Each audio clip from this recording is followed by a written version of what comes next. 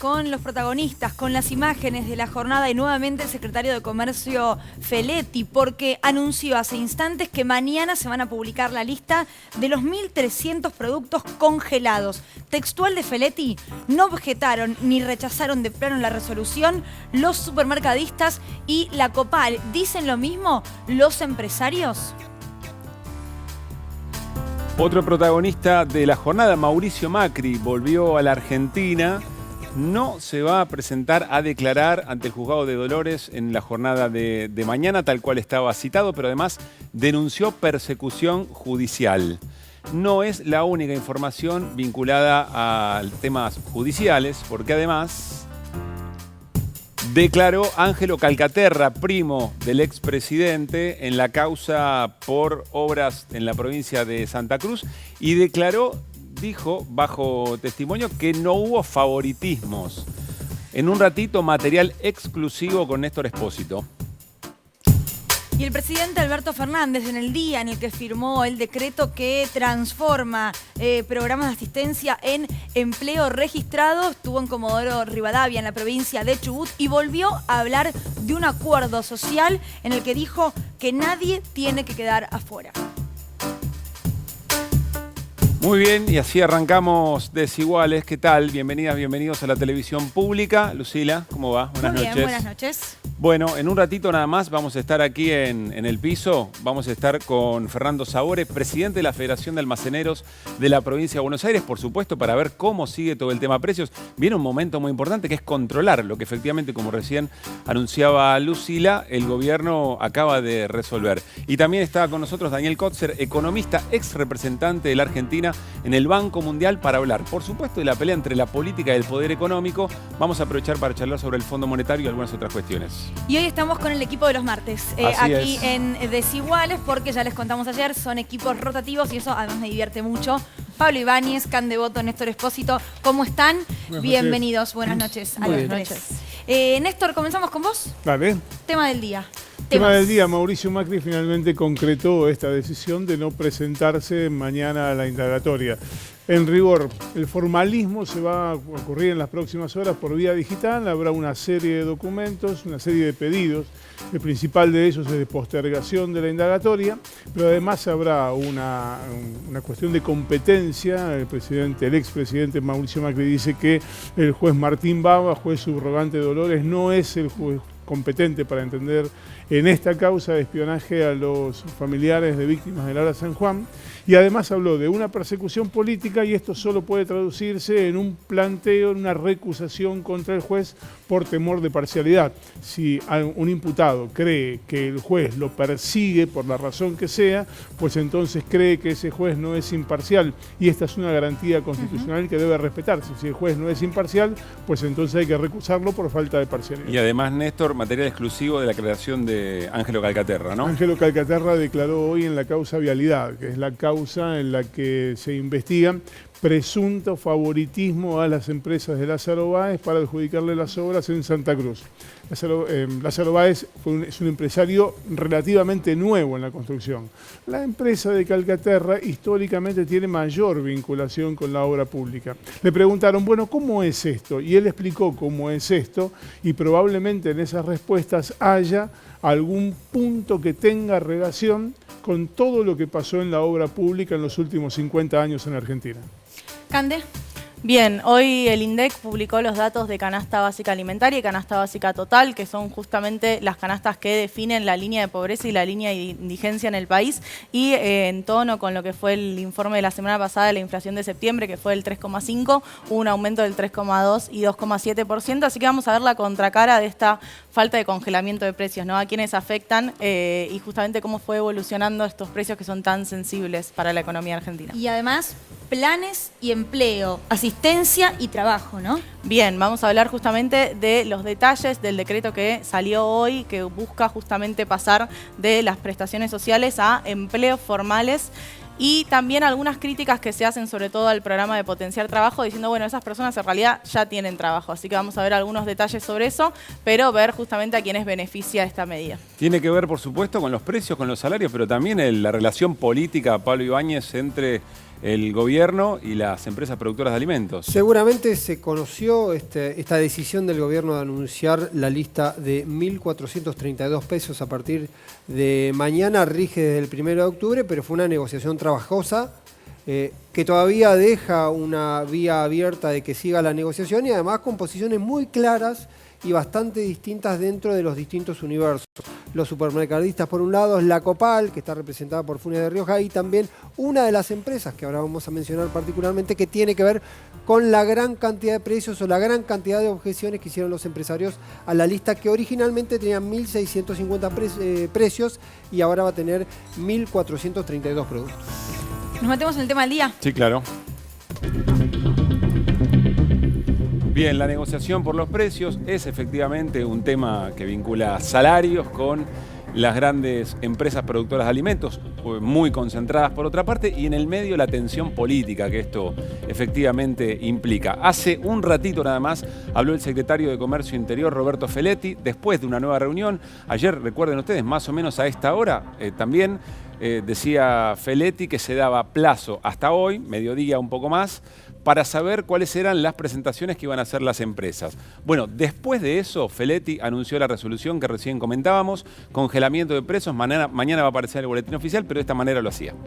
La verdad que incluso con los indicadores de canasta básica y canasta alimentaria que publicó hoy el INDEC, creemos que es acertado lo que estamos haciendo, es fijar una canasta ampliada, no se va a cambiar cartelería, simplemente va a ser un precio cuidado mucho más amplio, con más del doble de productos, y asegurar, por lo menos por los 90 días que vienen, cierta estabilidad en esa canasta para facilitar la expansión del consumo.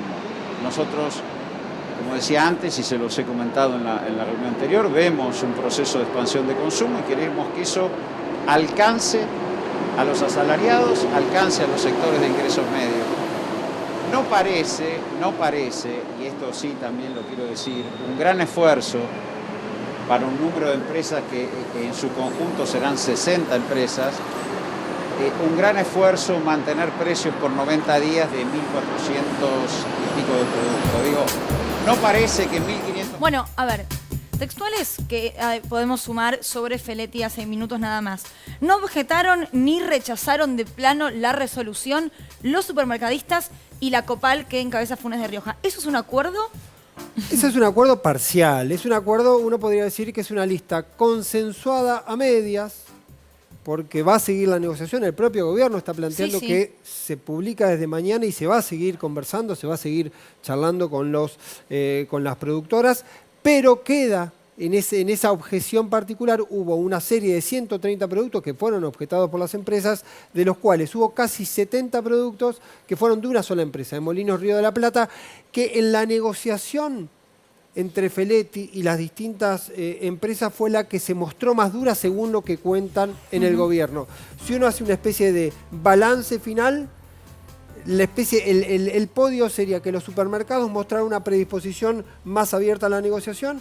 Copal, que más temprano había publicado un comunicado muy duro advirtiendo que no estaba de acuerdo con una lista de precios, sobre todo con la aplicación de la ley de abastecimiento, que luego bajó un poco el tono y accedió a las conversaciones, y Molino de Río de la Plata, que finalmente queda, por lo menos 68 productos quedan fuera de la lista que se había planteado originalmente. Ahora vos decís, sigue la negociación, Pablo, pero la negociación me imagino se traslada a partir de mañana al territorio, porque además es retroactiva al 1 de octubre. Le quiero preguntar a Fernando Sabore, ahora vamos a charlar con más detalle con él. Insisto, es el presidente de la Federación de Almaceneros de la provincia de Buenos Aires. Fernando, en las últimas semanas, buenas noches, ¿los elementos, los productos vinieron con fuerte aumento?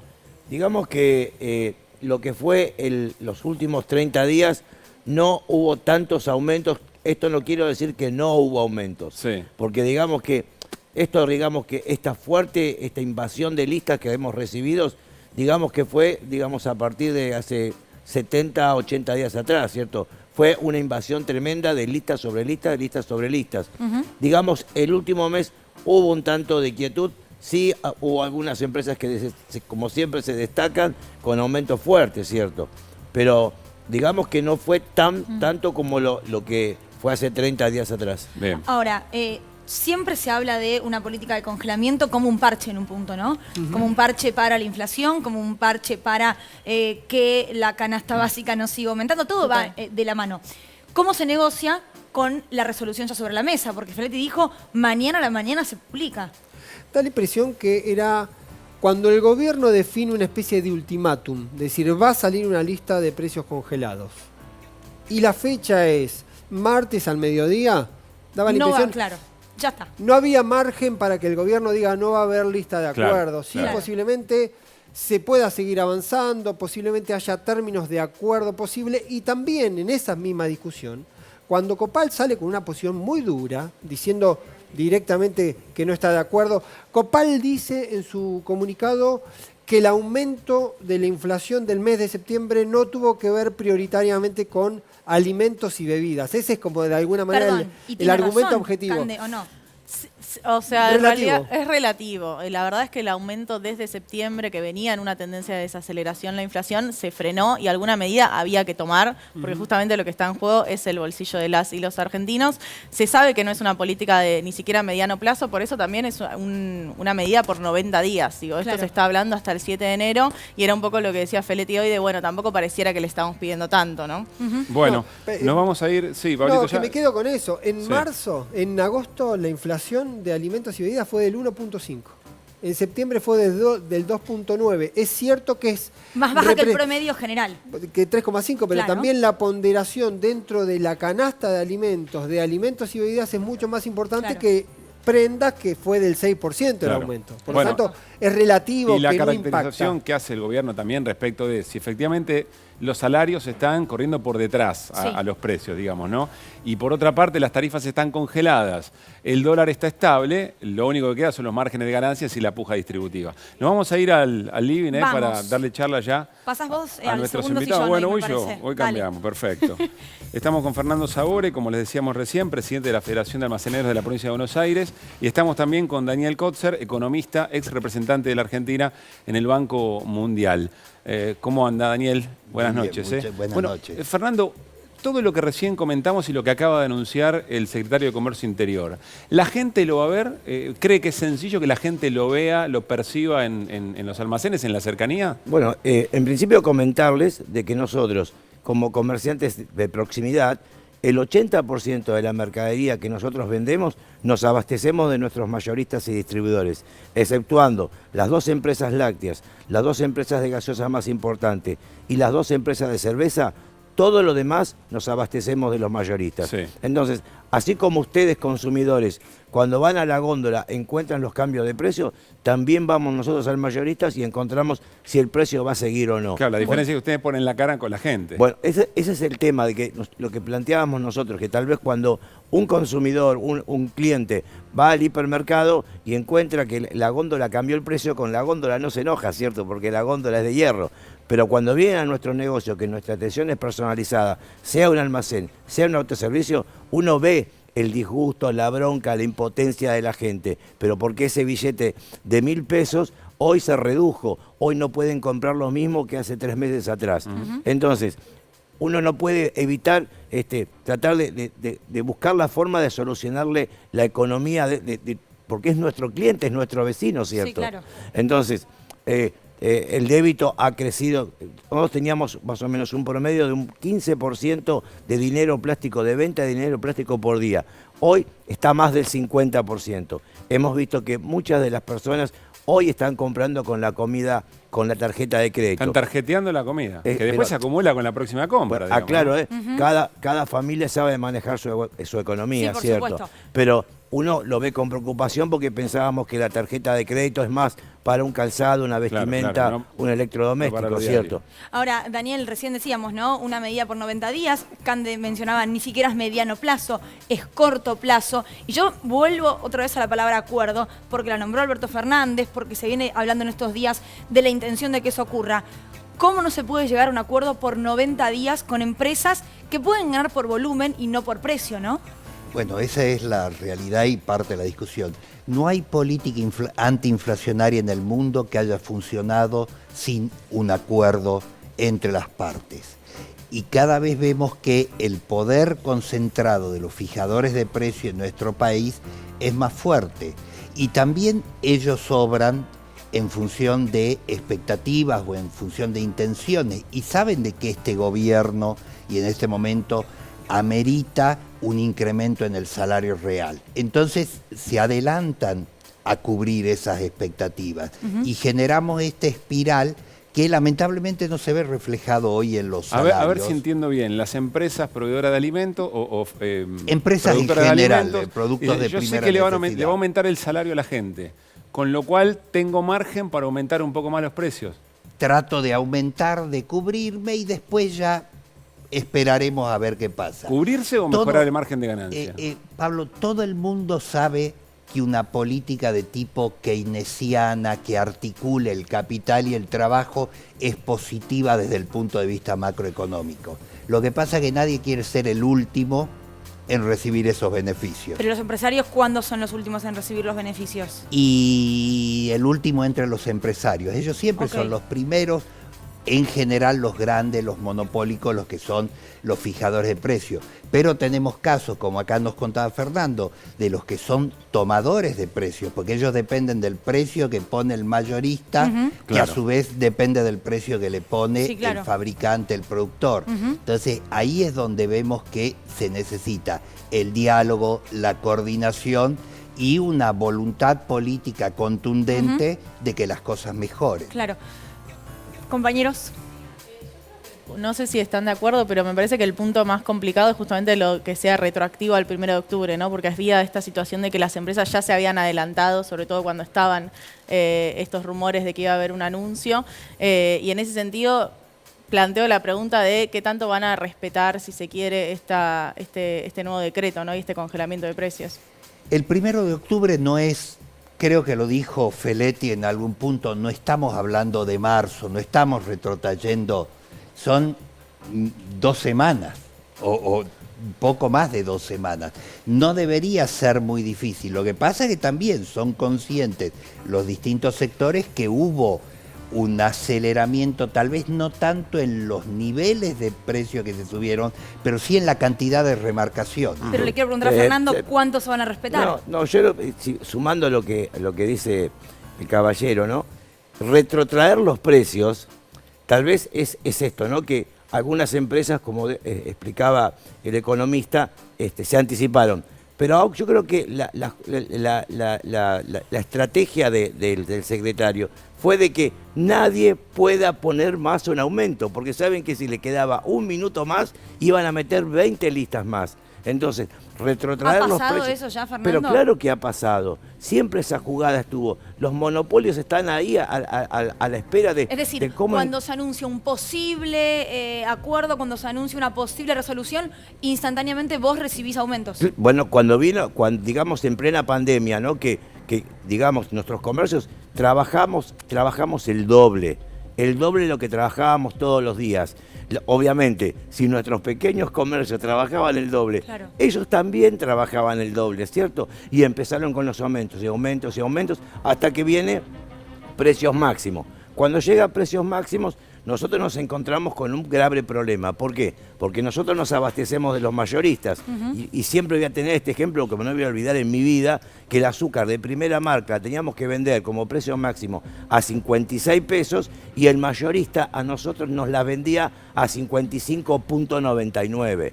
Entonces, claro, no teníamos margen y venían las inspecciones a nuestros negocios hasta el punto de que planteamos, vayan a ver a los mayoristas también. Y ahí fue donde retrotrajeron los precios al 5 de marzo.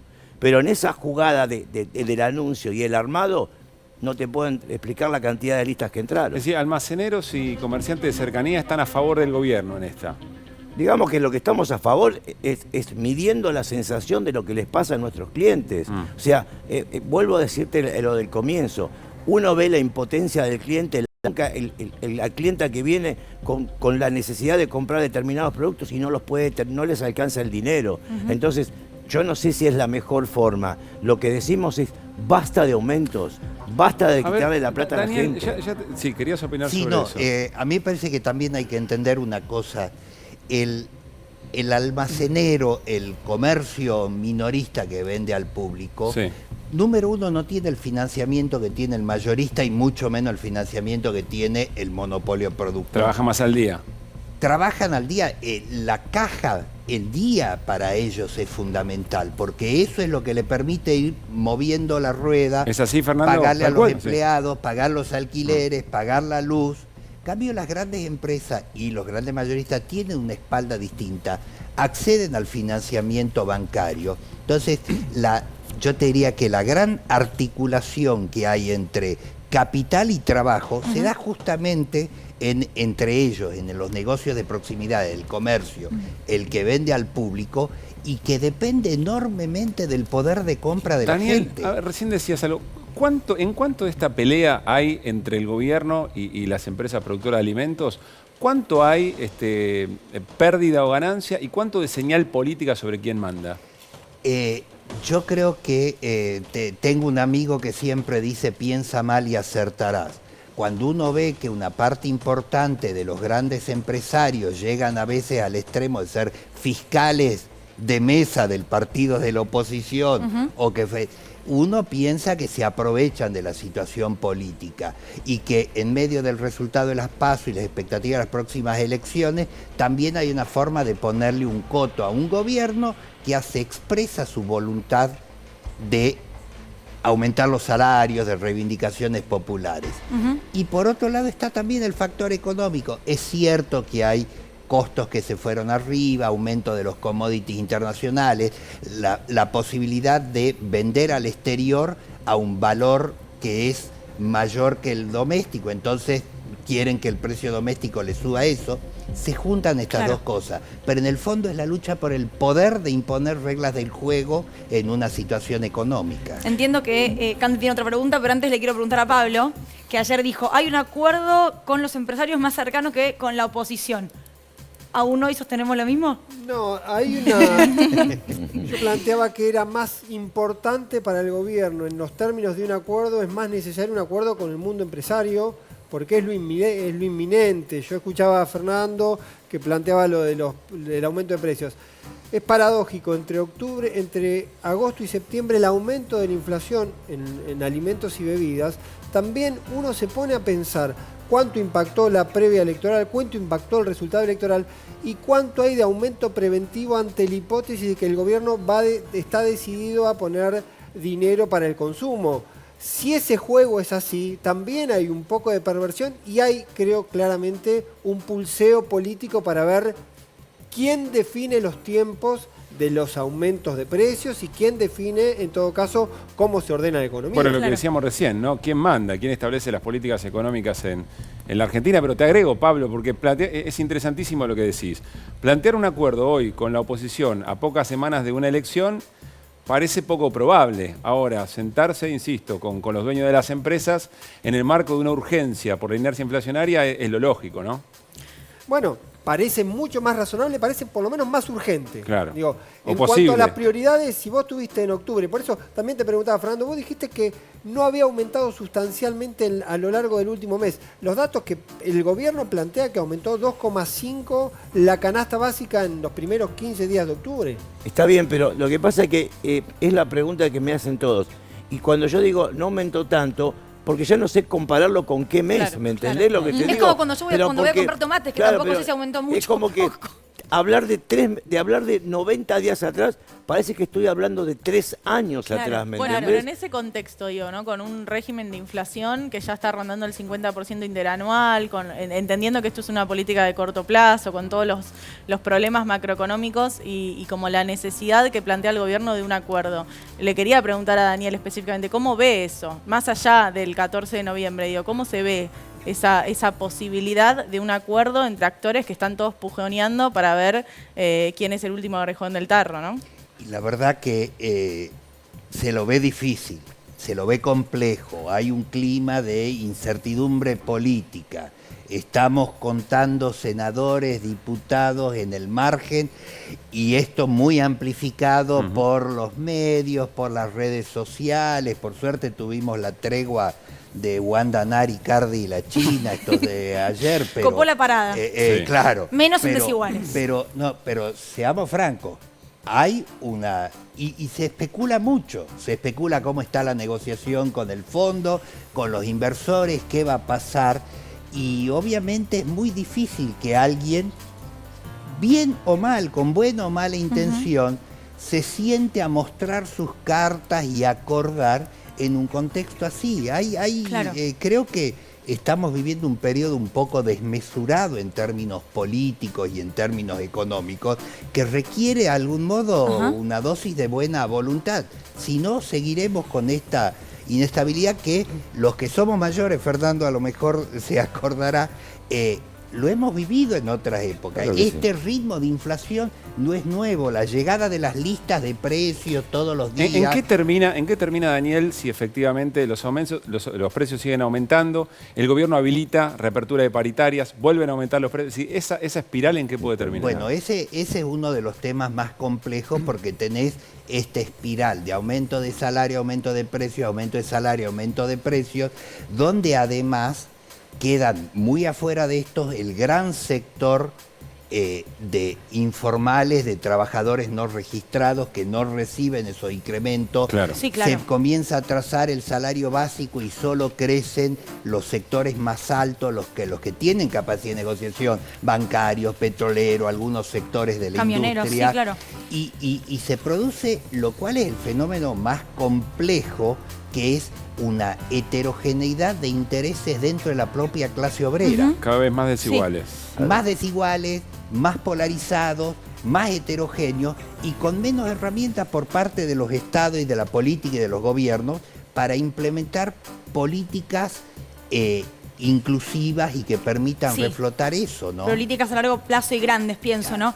Acuerdos, y el Fondo Monetario Internacional, Daniel, bueno, es un gran acuerdo. ¿Cómo la ves?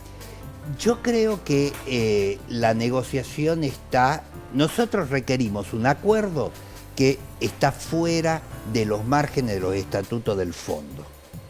Estamos requiriendo un acuerdo en términos de plazo, en términos de intereses, que no nos cobren la sobretasa, que requiere una gran voluntad política del directorio del banco. Entonces me parece que negociar de a poco, juntando voluntades con Alemania, con Italia, con Francia, y que también ahí hay pulseadas que hacen a la política interna del banco, la andanada sobre Georgieva de la semana pasada por el Doing Business del Banco Mundial, y todas estas cosas llevan a que yo creo que la prudencia que está mostrando el equipo negociador, Guzmán, Sergio Chodos, Washington, es bastante razonable, porque a veces nos equivocamos, y es lo que, inclusive yo cuando llegué al Banco Mundial, uno puede acordar con los técnicos una cantidad de cosas importantes y es la decisión política la que se baja sobre el final, el directorio decide al margen de lo que se acuerda técnicamente. Y eso pasó con el acuerdo que consigue Macri con ese crédito súper extraordinario, donde inclusive países que votaron a favor en el directorio, pero votaron a favor haciendo reservas, sabiendo que no era lógico, que no se iba a cumplir, que estaba fuera del reglamento. Entonces yo creo que esta es una negociación. Yo creo que sí se va a conseguir un acuerdo en algún momento, pero va a haber que hacer un bordado artesanal. Dos preguntas muy concretas, te pido brevedad, estamos corriendo en el programa con muchos temas, pero en principio, en esta situación, en este momento de una negociación, ¿el gobierno o los gobiernos tienen que hacer muestras de recorte del gasto, de ajuste, podría decir alguien? Se ha dicho, de hecho, en las últimas semanas, en el último tiempo. Yo no creería que muestras que se saben que no se sostienen se puedan hacer. Bien. Segunda pregunta. Georgieva, después del intento de correrla, ¿quedó más debilitada? Yo creería que un poco sí. Me gusta la brevedad con la que respondió, te digo. ¿Viste? Sí, hay que pedírselo, por favor. Sí. No, Bueno. yo creo que sí, está un poco debilitada, lamentablemente, porque creo contrariamente a mi expectativa. Yo en el 2019 pensé que ella iba a ser una mera burócrata sin visión política, y en el contexto de la pandemia mostró cosas inesperadas. Yo la conocía del banco cuando era oficial financiera y en el banco. No pensaba que iba a tener, porque no tenía apoyo de un gran país. ¿La conociste de tratarla así en los pasillos, poco, digamos? Sí, la conocí en los pasillos, la traté poco porque yo al poco tiempo. ¿Y vos qué decís, nos quiere o no nos renuncié. quiere a los países como el nuestro? Está más cerca de países como los nuestros que de los grandes sectores financieros. ¿Y crees que por eso la quieren correr? No es casual que parte de la andanada venga desde Estados Unidos, desde el del secretario del Tesoro, Michael Lipton, y de los grandes fondos, fondos de inversión. Fernando, Daniel, les vamos a pedir que se queden. Si es que no tienen nada que hacer, hasta las 10 de la noche estamos rato. acá, así que quedan 30 minutitos nada más. Ya porque estamos, me voy a parar, perdón, Marce, por esta desprolijidad, pero vamos a volver con nuestros compañeros porque, Néstor, vos mencionabas lo que tiene que ver con Mauricio Macri, que mañana finalmente no va a ir a Dolores. Vamos a ponerlo en estos términos. ¿Está bien lo que hace Macri? Es una cuestión opinable. ¿Está dentro de lo legal? Sí, perfectamente. Claro. ¿Le deberían dar la postergación? Sí, claro. Le corresponde a Macri y a cualquier otra persona que ante un llamado indagatoria vaya y plantee, vea, yo no siento que esté en las condiciones para declarar mañana, postérguemela por una semana, por 2, por el tiempo que sea, me voy a presentar y voy a venir a declarar. Garantía del debido proceso, pide, ¿no? Exactamente. Está muy bien. Desde el punto de vista del derecho, esta es una garantía que le corresponde. Desde la Constitución, una garantía que le corresponde. Ahora bien, Macri no está diciendo voy a ir en algún momento a declarar cuando tenga mi estrategia de defensa armada. Vamos a ver algunos de los tweets, de la serie de tweets que publicó el expresidente, hoy anunciando por qué mañana no va a ir. Así que citarlo en campaña, prohibirme viajar, la incompetencia del juez Baba, resuelta por la Cámara Federal, e irregularidades del juez denunciado por posibles falsedades en otros procesos y funcional a los intereses oficialistas, si lo único que le falta que diga es que además que es feo y tiene mal aliento, porque le ha dicho de todo.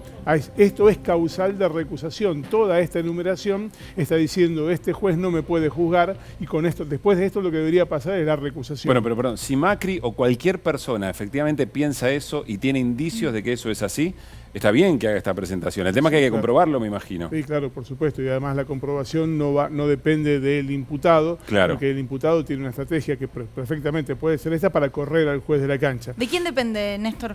En el caso, si lo recusan, el primero que tiene que responder si se aparta o no es el juez. Y después de eso tiene que pronunciarse la Cámara Federal de Mar del Plata. ¿Cuánto puede llevar esto? Y 15 días, como mínimo, puede llevar 15 días. Se suspende la indagatoria por 15 días y depende del juez. Si el juez decide insistir con el llamado indagatoria, pues en ese caso podría plantearse una situación de extrema tirantez entre ambas partes. Ahora, debe quedar claro que si en lugar de llamarse Mauricio Macri, llamar a Juan Pérez, lo llamaran a indagatoria, regresa al país hoy, tiene que declarar mañana y pide una postergación, por lo general en el Poder Judicial le dan esa posibilidad de postergar la indagatoria para que se reúna con su abogado. Claro, todos somos iguales ante la ley, pero es cierto que algunos son más iguales que otros.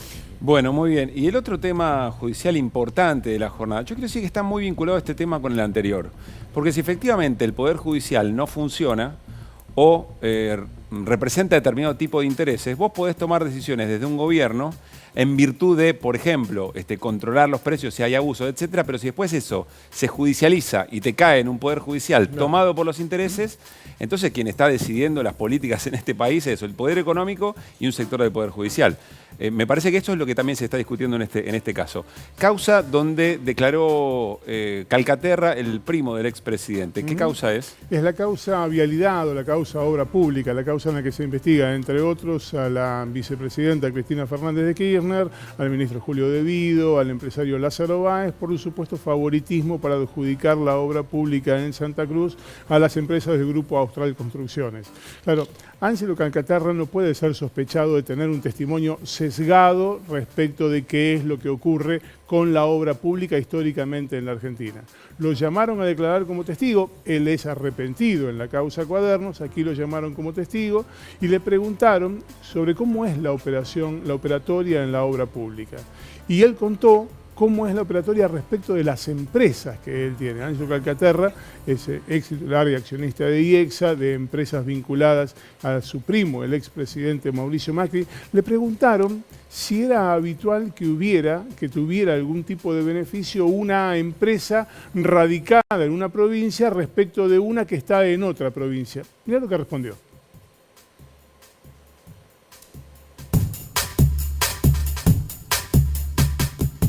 Los subsidios solo pueden ser una ayuda provisoria. No se puede vivir de subsidios. Bueno, claramente creo que no era Calcaterra Está bastante cambiado. Sí. Calcaterra. Después de la última operación quedó así. Sí, está bien.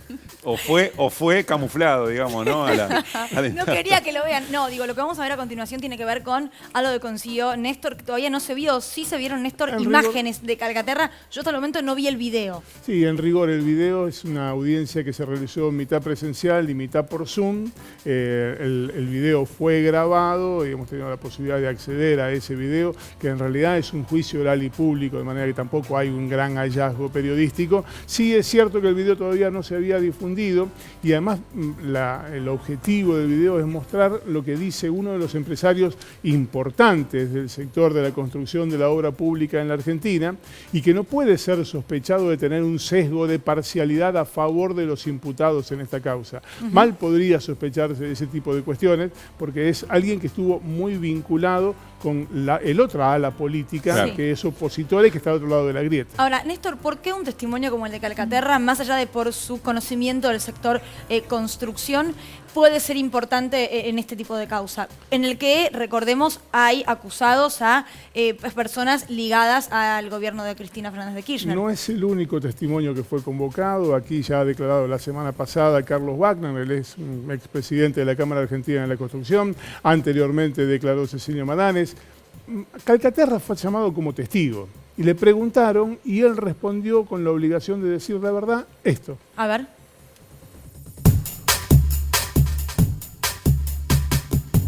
Resulta habitual que las empresas que tienen un grado de localización en una provincia cuenten con alguna ventaja para hacer las propuestas más bajas en términos económicos.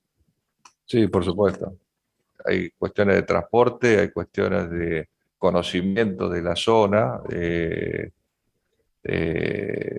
digamos, tener el obrador, la gente, los equipos, los mecánicos, digamos, los proveedores, o sea, hay muchas cosas que benefician, digamos, la localidad, sí, seguro. Muy bien, para mí, para completar, debería haber parecido Icardi cuando pedía a Néstor, ¿no? La declaración de Calcaterra. Bueno. Lo que está diciendo Calcaterra, una de las acusaciones contra Austral Construcciones es ¿por qué le daban toda la obra en Santa Cruz a Lázaro Báez? Bueno, acá dice, porque estaba en Santa Cruz, entonces tiene un favoritismo. Hay otro tema que tiene que ver con la readecuación de los precios. Que se argumentaba es, pactaron hacer esta obra por 5 pesos y terminaron pagando mucho más de 5 pesos. ¿Pasa habitualmente esto en la obra pública? Mirá lo que dice Calcaterra.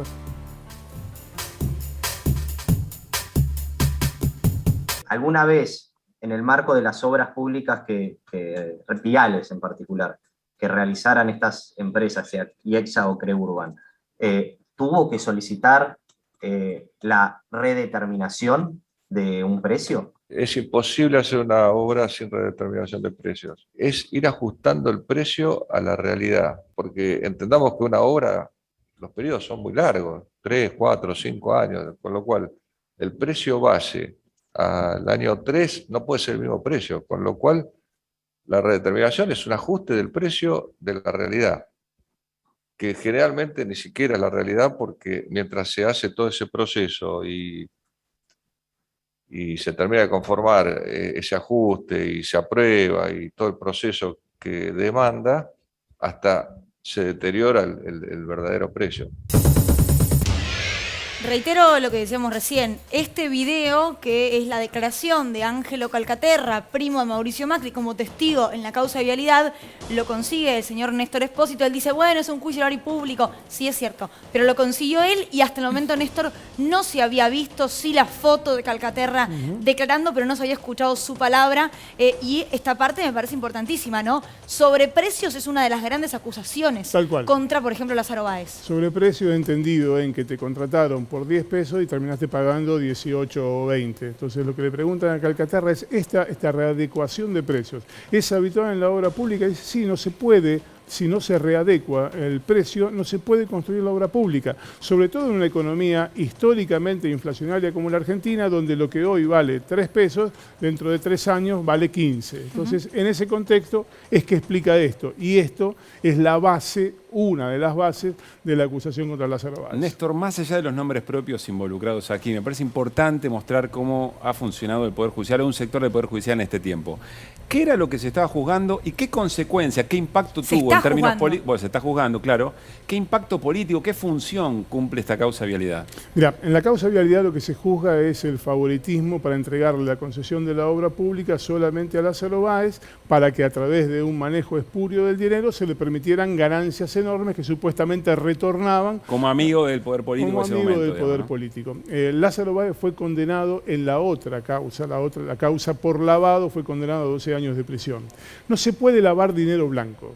Para que te condenen por lavado de dinero, ese dinero tiene que provenir de un ilícito, lo que se conoce como delito precedente.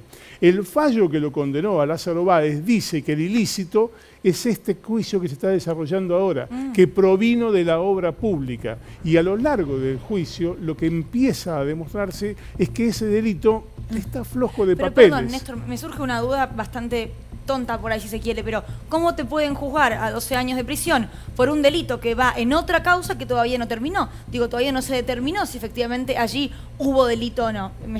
Si esa plata estaba mal habida. Claro, es muy tonto lo que pregunto. Te respondo simplemente, bienvenida al Poder Judicial argentino. Ah, ok. Sí, por lo menos un sector y al denominado lawfare, digamos, ¿no? Porque recordemos que esta causa, como tantas otras, socavó el poder de representación de un espacio político en la Argentina. Insisto, tratemos de alejarnos de los nombres propios, porque si no caemos en una lectura, si ustedes quieren, maniquea. Lo cierto es que fue a un sector determinado del poder político en la Argentina y todavía se sostienen esas causas, pero se caen como cartas de hasta ahora han caído algunas, una serie de causas, Dólar Futuro, Memorando, la acusación contra Gil Carbó. Esta causa todavía está en pleno desarrollo. Claro. ¿Esto quiere decir que son todos inocentes? No, de ninguna manera. Pero para eso está el Poder Judicial, que debería ser imparcial, honesto y ecuánime para determinar si hay pruebas, condenar, y si no las hay, absolver. Sí, yo insisto, funciona esto para Cristina Fernández de Kirchner como para Mauricio Macri. Bueno, no ha funcionado de la misma manera, o la vara no ha sido la misma para dos nombres de la política argentina muy, muy importantes, pero de esto se trata, ¿no? Más allá de los nombres propios. Será justicia, dice al final de cada presentación judicial. No, vamos al tema siguiente. El desafío de crear empleo, Cande, vos lo mencionabas. A ver, yo cuando hablaba hoy en la reunión de producción con los chicos el título no es Planes por Empleo, porque digo, fue de alguna manera como se lo presentó incluso desde el gobierno. Es un poco más profundo y me parece también un poco más justo con el que hoy por hoy recibe un plan de este tipo. Si te parece, ¿vamos al informe o lo escuchamos a Cande? Vamos al informe y después hablamos. Los subsidios solo pueden ser una ayuda provisoria. No se puede vivir de subsidios. Porque el gran objetivo es brindar fuentes de trabajo diversificadas que permitan a todos construir el futuro con el esfuerzo y el ingenio. Cambiar planes por empleo. Ese debe ser nuestro primer objetivo. De este modo, estaremos combatiendo frontalmente a la pobreza que hoy ha asumido a millones de familias argentinas. Seguramente escuchaste decir que parte de la población trabaja y paga sus impuestos y que la otra vive de subsidios. En Argentina hay personas que, escuchá, desde hace 20 años viven de un plan social de trabajo. Los pobres viven de su trabajo. El 70% de los ingresos de los pobres provienen del trabajo que tienen, que como es trabajo informal, es peor pago y eso es lo que lo tiene en circunstancias de pobreza. Solamente 10 de cada 100 pesos de los que tienen los pobres provienen de asistencia universal por hijo, de un plan social. En la Argentina, 6 millones de trabajadores y trabajadoras quedaron afuera del mercado laboral en los últimos 30 años. ¿Qué hicieron todas estas personas? Se inventaron un laburo en la economía popular. No trabajamos de piquetero o de cortadores de calle. Trabajamos, producimos bienes, organizamos la educación, organizamos la salud. Donde no llega el Estado, tratamos de que llegue, forzamos a que llegue. y después eso lo expresamos en la calle porque no nos alcanza para vivir. Creemos profundamente en el trabajo como motor de generación de riqueza, como motor de nuestro mercado interno, sobre todas las cosas, como instrumento de lo que llamamos la movilidad social ascendente. Me gustaría que en vez de agarrar una regalía, se agarre un trabajo y lo que ganaste, lo ganaste vos. Debemos hacerlo sin estigmatizaciones. No debemos ver al trabajo como un costo, sino como una inversión. Bueno, muy bien. Quiero subrayar lo que decía Lucila hace un ratito nada más. Me parece muy desafortunado hacer el planteo, planes por empleo, porque efectivamente quien recibe un plan, una asistencia de estas características, se desloma. Y hace muchísimo esfuerzo, digamos, ¿no? Entonces, me parece que lo más correcto, y así está en el decreto que hoy se publicó, es la transformación, digamos, de un plan de asistencia en empleo registrado asalariado. Cande, ¿cuáles son las características y los pormenores de esta decisión? Bien, lo que se salió por decreto hoy justamente habla de pasar lo que es el potenciar trabajo, que es del Ministerio de Desarrollo Social, y el programa de inclusión del Ministerio de Trabajo hacia trabajo formal, como decías, ¿no? Que acá es importante que quienes están en potenciar trabajo, casi el 70% en realidad trabajan en cooperativas, son muchos que venían del salario anual complementario y demás, así que ese también es un contrapunto importante. Sí, y el programa de inserción laboral ya, bueno, viene del Ministerio de Trabajo y viene justamente a generar o a incentivar el empleo formal registrado, el de la ley de contrato de trabajo, digamos.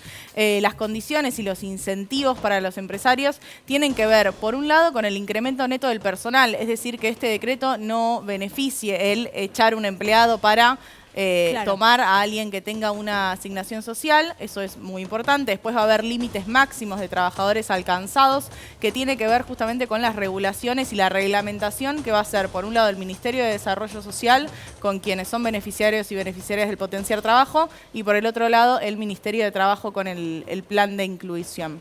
La prestación, justamente la asignación, va a ser parte del salario respectivo, puede ser en forma total o parcial, va a depender. Recordemos que el potenciar trabajo es la mitad de un salario mínimo vital y móvil, son menos de 15.000 pesos, y en el caso del programa de inclusión va rondando según el sector.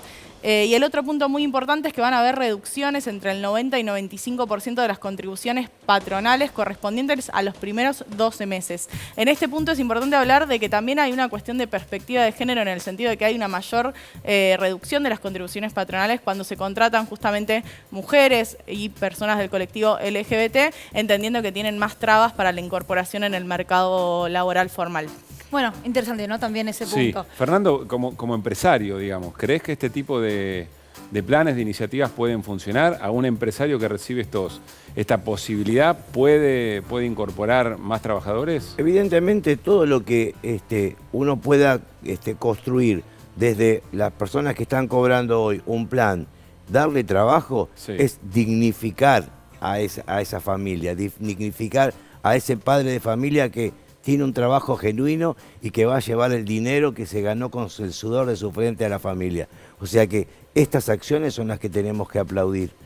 Mire, un detalle nada más. Nosotros hemos pedido una reunión con el señor presidente porque vieron que hay muchas pymes que están dispersas en lo que es provincia de Buenos Aires, sí, ¿cierto? Claro. Entonces, digamos que nosotros lo que planteamos es, si en la provincia de Buenos Aires hay 135 municipios, ¿cierto? Si en cada municipio se podría armar en los galpones que siempre un municipio tiene, un puerto seco con un sistema de computación, como para que desde ¿Qué significa un puerto seco, Fernando? Puerto seco le llamo yo a un galpón por donde vamos, digamos, yo soy de Morón, por donde los almaceneros de Morón, que somos 700, sí, vamos a comprar a los 134 municipios y lo vamos a recibir en ese lugar, como también las pymes de Morón van a despachar hacia los otros municipios.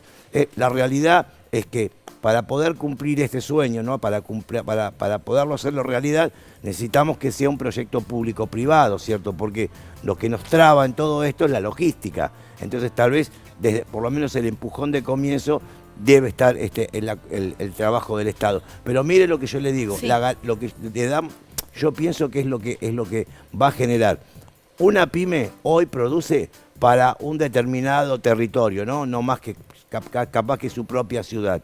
Esa pyme va a producir mucho más. Una pyme que produce da empleo, ¿cierto? Cada puerto seco, cada galpón, obviamente desde el municipio va a tomar gente que está cobrando planes que van a tener un empleo genuino, van a cobrar más. O sea, hay que armar todo un circuito, ¿no? Sí, sin duda. Porque si por un lado ya el circuito monopólico, Sí. ¿no? Del monopolio, el mayorista, ya está armado, ¿por qué no armar uno para darle trabajo a las pymes? Daniel, ¿este tipo de programas pueden funcionar? Mira, a mí me llama poderosamente la atención lo corto de memoria que somos. Este debate empezó en el año 95, cuando fue la crisis del tequila y subió enormemente el desempleo en Argentina. Entonces se empezaron a implementar reducciones de contribuciones patronales, reducciones de aporte, extensión de periodos de prueba, y fracasaron. En ese mismo periodo creció la informalidad, creció el trabajo en negro. Cuando después de la crisis del 2002 y después del intento de 3 o 4 meses de Duhalde, que también creía que con benevolencia y caridad se podían resolver los temas, simplemente el plan Jefe y Jefa de Hogar. Y el plan Jefe y Jefa de Hogar, que llegó a emplear 2.400.000 personas, fue un modelo de un plan que funcionó bien. A mí me comprende la general de la ley, yo era parte del equipo que ayudó en el diseño del plan. Pero ese plan ayudó a reactivar las economías de aquellos lugares que estaban más marginados, porque todos creen que... ¿Pero qué diferencia tenía ese plan del anterior, del que vos decías del 95? No, es que en el plan Jefe de Hogar vino a cubrir las consecuencias a generar puestos de trabajo en actividades comunitarias, cuidado de mayores, cuidado de niños, bueno, pero eso, guarderías. Daniel, hoy, y pienso en la economía popular, digo, yo no sé si en el 95 existía una red como la que hay hoy de millones de trabajadoras y trabajadoras principalmente mujeres que tienen estos empleos sin jubilación el día de mañana, sin obra social actualmente, sin una RT que los cubra, digo, fuera de la formalidad, Luli, pero trabajando. Yo estoy de acuerdo, y gran parte de esa red de economía popular se creó a partir del plan Jefes de Hogar. ¿Por qué? Porque vos tenías un sinnúmero de desempleados, 25% era el desempleo en el año 2002. Se asociaron, se agruparon, se crearon gran parte de los movimientos sociales que hoy están vigentes, se crearon en esa época. Sería interesante entonces ver nuevas estrategias, porque digo, si aplicamos una vieja receta para un nuevo problema... Bueno, pero es que el tema es partir del diagnóstico verdadero. ¿Por qué hay tanto desempleo? ¿Por qué hay tanta gente en puestos de trabajo precario? Porque la economía, con el crecimiento que tiene y con las características que tiene, no está generando esos puestos de trabajo. Claro. Entonces es fundamental que el Estado cumpla el rol de empleador de última instancia, de garante del empleo. Cuando fue el plan Jefes, ¿qué sucedió? La economía empezó a crecer, entonces comenzó a tomar aquellos que eran más capacitados, hombres en general al comienzo, porque se recupera la construcción, se recuperan actividades que eran muy de hombres. ¿Y quiénes van quedando? Quedan mujeres con gente a cargo, con niños o mayores a cargo, y que no podían ir a trabajar en el mercado formal aunque le hagan una oferta. Pablo Ibáñez tiene pregunta, te pido, Daniel, una respuesta lo más breve que se pueda sin perder el fondo de la idea. Que el tema es por supuesto, sin perder la idea. No, porque es muy profundo, porque repasaba 2,5 millones de planes jefe de hogar en el 2002, de la peor crisis, 20% de desocupación, digamos, el parámetro era otro. Hoy hay planes de empleo directo aproximadamente 1.140.000, también es un número muy importante. Pero el interrogante que uno tiene es cuánto, aún creciendo a tasas enormes, la economía puede generar empleos realmente sólidos, duraderos. Posiblemente haya cambiado la economía, hayan cambiado los parámetros del trabajo, hayan cambiado las necesidades, y el mundo que conocemos es distinto en ese plano, sin entrar en planteos que tengan que ver con flexibilizaciones. Pero evidentemente las mismas herramientas que no sirvieron en los últimos 25 años, difícilmente sean una solución de fondo en la actualidad. Lo más breve que puedas, Daniel. Yo creo que sirvieron en aquel momento y bajamos el desempleo a niveles importantes.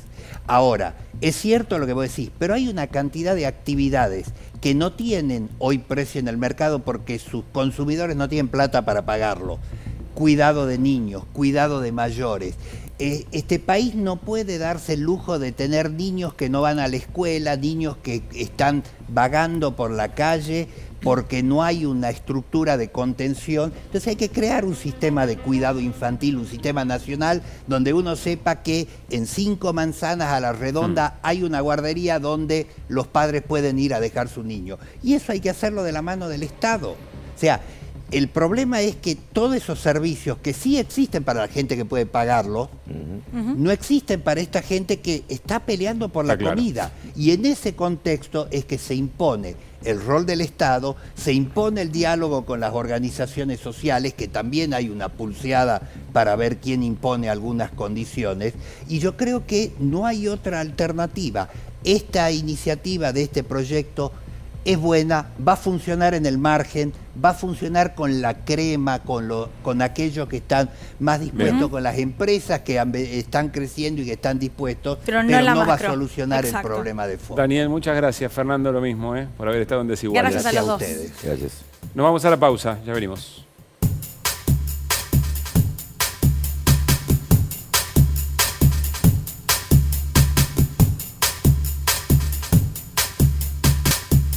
Últimos minutos en Desiguales y la agenda de mañana comienza Ibáñez. Hoy fue el último acto de Alberto Fernández oficial. Empieza mañana la veda electoral para anuncios y demás, porque ya entramos en el tramo final de lo que tiene que ver la campaña electoral de cara a la elección del 14 de noviembre. ¿Candelaria? Sí, hay que tener en cuenta, para cerrar con el tema de trabajadores de la economía popular, que mañana se va a presentar justamente el proyecto para monotributo social. Expósito. El empresario Fabián de Sousa recusó a 2 jueces de la Cámara de Casación, Juan Gemignani y Eduardo Rigui. La recusación fue rechazada. ¿Por quiénes? Por los jueces Juan Gemignani y Eduardo Rigui. Bueno, Lucila, nos estamos yendo. Mi primer libro de cuentos se va a llamar 1-1 con Platense. Para mí es un título fantástico. ¿Qué te parece? No, mañana 18:15 juega Huracán. Lo vi en la promo. Por supuesto, acá en la televisión pública lo van a poder ver. Y cuando termina, a las 9 nos ven a nosotros en Desiguales. Que pasen bien. Que tengan buenas noches. Chau, chau.